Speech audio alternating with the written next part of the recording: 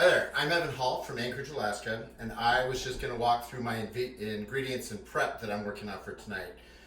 So, if you read in my entry, I'm trying to do a chocolate death by chocolate ice cream on a waffle cone. Mix that with some kind of childhood memories as well of Pop Rocks and some heat from like some pork rinds and stuff like that. We used to always eat them together. So what I'm going to start with is I've got two recipes which I'm going to use for my base. I've got both of these for milk.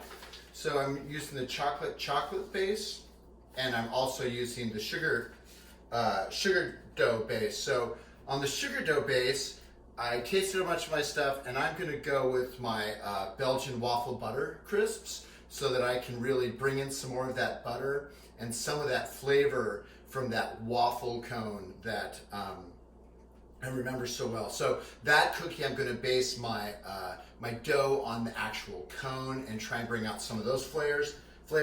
I'm deciding whether I'm going to use the clear imitation extract or go with some of that vanilla just to broaden some of those flavors for that cone, that cookie dough, which I'm going to base on my cone. For my other one, I'm going to use the chocolate.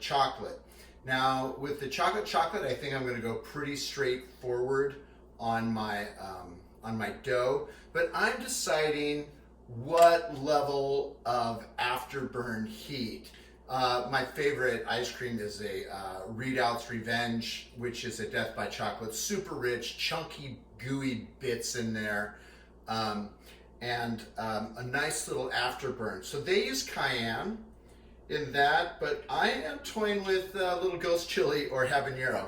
I don't want to burn anybody out, but I've also got the chipotle because I'm thinking I might toy with that a little bit on the smokiness, and that comes with the fires that used to rage there.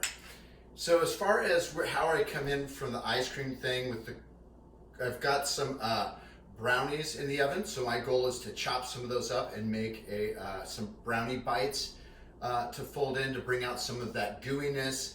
I've got some chocolate chips, mini chips, because I want that little chocolate, little flavor explosions throughout. Although I'm toying with maybe a larger chocolate chip in the cookie in order to separate that chocolate creaminess that's there. With my chocolate cookies, my plan, I think I'm going to go with the sugar cones, and I'm going to make a crunch that goes with that. That's just like the cornflake crunch we used in our first class. And I'm also going to maybe make a little bit of a crunch out of these.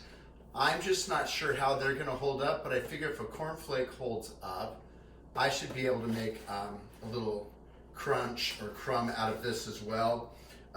Definitely using the milk powder. I really like the chewiness that goes there. Toying with adding a little bit of coffee to the chocolate cookie dough. I really want to get in the Pop Rocks somehow, but all the research I've done doesn't look like I'm going to be able to do that with bake them and have them still pop. So I might add in a few sprinkles, because I'm thinking of that when you dip the waffle cones in and you get that nice chocolate, the little extra bonus of the chocolate and the sprinkles on the side.